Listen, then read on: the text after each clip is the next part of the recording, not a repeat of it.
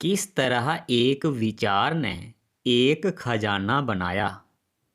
यह कहानी है एक ऐसे आदमी की जिसने एक विचार को करोड़ों के खजाने में बदल दिया। 1900 के दशक की बात है। शवाब नाम के एक व्यक्ति ने फिफ्थ एवेन्यू के यूनिवर्सिटी क्लब के समारोह में अपना भाषण दिया। 12 दिसंबर 1900 की शाम इस समारोह में लगभग 80 अमीर दिग्गज बैठे हुए थे। शुरू में तो समारोह रुचिकर नहीं था। इस समारोह में इन लोगों का इकट्ठा होने का कोई खास कारण नहीं था।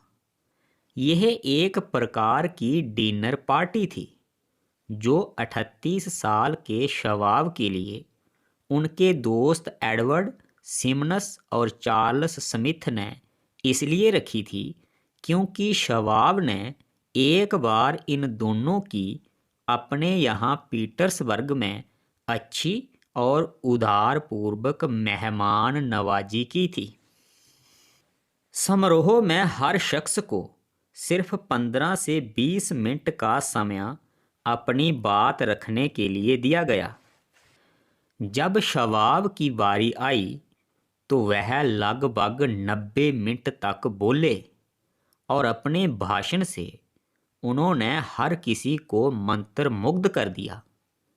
उनका सारा भाषण स्टील उद्योग की कमियों और इसके परिणामों पर आधारित था। हालांकि न्यूयॉर्क के लोग लंबे चौड़े भाषण को पसंद नहीं करते।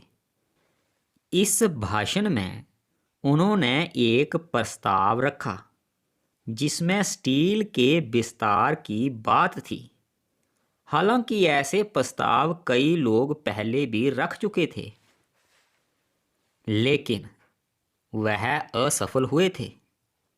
प्रस्ताव यह था कि सभी दिग्गज और प्रगतिशील स्टील कंपनीज को एक ही मंच पर लाया जाए, जिससे उद्योग जगत को काफ़ी बढ़ावा मिल सकता है।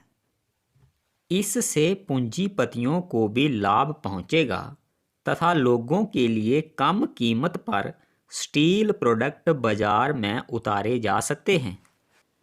विचार तो अच्छा था, लेकिन इससे अच्छा था उनका वो शक्तिशाली भाषण और फिर इसी ईर्ष्या से भरपूर इस शक्तिशाली विचार से स्टील जगत में एक नया कॉरपोरेशन स्थापित हुआ जिसे यूनाइटेड स्टेट्स स्टील कॉरपोरेशन का नाम दिया गया।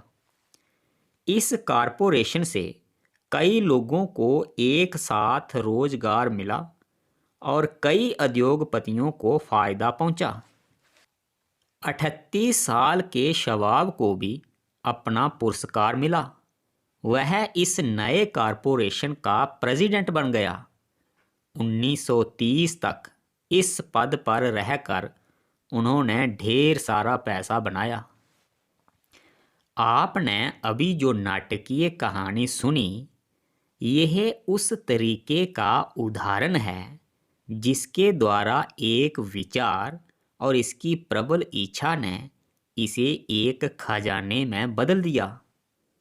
यह दैत्यकार कॉरपोरेशन एक इंसान के विचार की उपज थी जिसमें आस्था, कल्पना और लगन थी।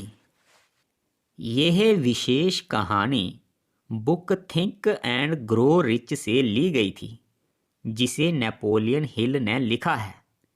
आज के लिए बस इतना ही। धन्यवाद। आपका दिन शुभ हो।